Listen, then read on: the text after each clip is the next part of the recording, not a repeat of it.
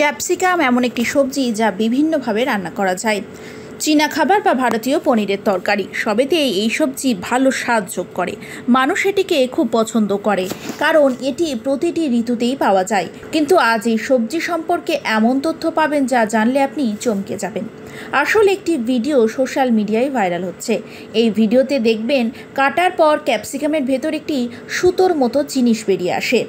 এর দৈর্ঘ্য প্রায় একটি আঙুলের সমান, তবে এটিকে সুতো বলে ভুল করবেন না।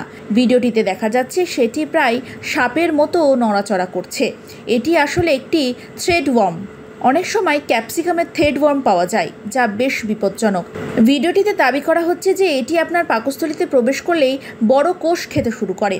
এতে প্রাণহানির আশঙ্কা পর্যন্ত থাকে। শুধু তাই নয়, ক্যাপসিকামের বীজেও ডিম থাকার সম্ভাবনা থাকে, তাই প্রায়ই ক্যাপসিকাম কাটার সময় বীজ তুলে ফেলতে বলা হয়।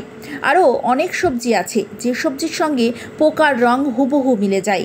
এ কারণে মানুষ তা ঠিকমতো দেখতে পান না। ক্লিপটি দেখার পর আপনি বুঝতে পারবেন যে সবজিগুলোকে সাবধানে ধোয়ার পাশাপাশি এটিকে তীক্ষ্ণ নজর দিয়ে কাটাও দরকার। এই ভিডিওটি এক্স হ্যান্ডেলে শেয়ার করা হয়েছে।